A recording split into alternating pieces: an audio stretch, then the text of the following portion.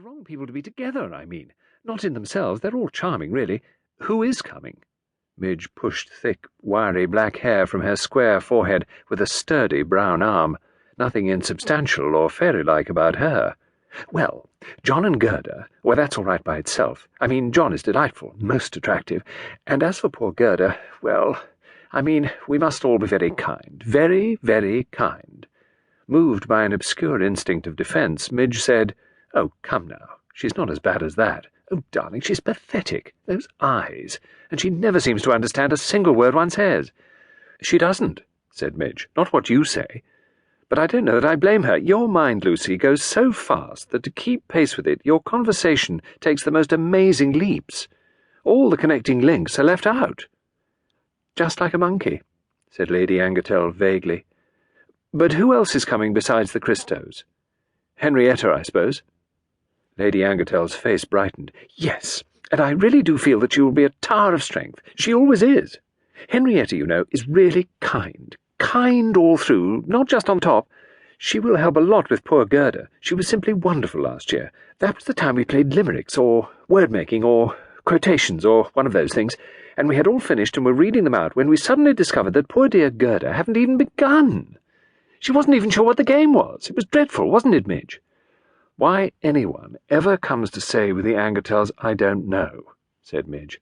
"What with the brain work, and the round games, and your peculiar style of conversation, Lucy. Yes, darling, we must be very trying, and it must always be hateful for Gerda, and I often think that if she had any spirit she would stay away. But however, there it was, and the poor dear looked so bewildered and, well, mortified, you know, and John looked so dreadfully impatient, and I simply couldn't think of how to make things all right again. And it was then that I felt so grateful to Henrietta. She turned right round to Gerda and asked about the pullover she was wearing. Really a dreadful affair in faded lettuce green, too depressing and jumble-sale, darling.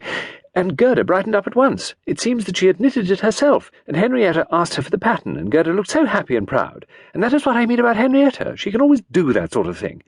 It's a kind of knack." "She takes trouble," said Midge slowly. "Yes, and she knows what to say." "Ah," said Midge, "but it goes further than saying. Do you know, Lucy, that Henrietta actually knitted that pullover?" "Oh, my dear!" Lady Angkatell looked grave. "And wore it?" "And wore it. Henrietta carries things through." "And was it very dreadful?" "No. On Henrietta it looked very nice." "Well, of course it would. That's just the difference between Henrietta and Gerda. Everything Henrietta does, she does well, and it turns out right. She's clever about nearly everything, as well as in her own line. I must say, Midge, that if anyone carries us through this weekend, it will be Henrietta. She will be nice to Gerda, and she will amuse Henry, and she'll keep John in a good temper, and I'm sure she'll be most helpful with David." "David Angkatell?" "Yes, he's just down from Oxford, or perhaps Cambridge.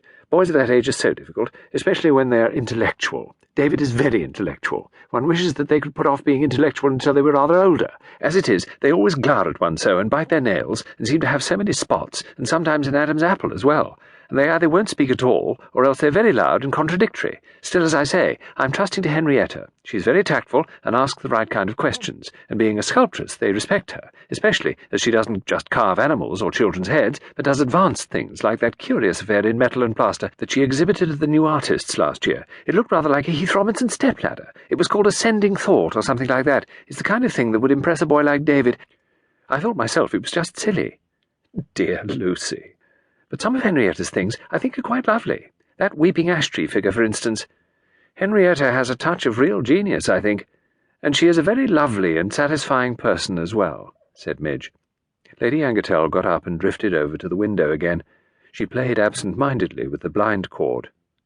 "Why acorns, I wonder?" she murmured. "Acorns? On the blind cord? Like pineapples on gates. I mean, there must be a reason, because it might just as easily be a fir cone or a pear. But it's always an acorn. Mast, they call it in crosswords, you know, for pigs. So curious, I always think. Don't ramble off, Lucy.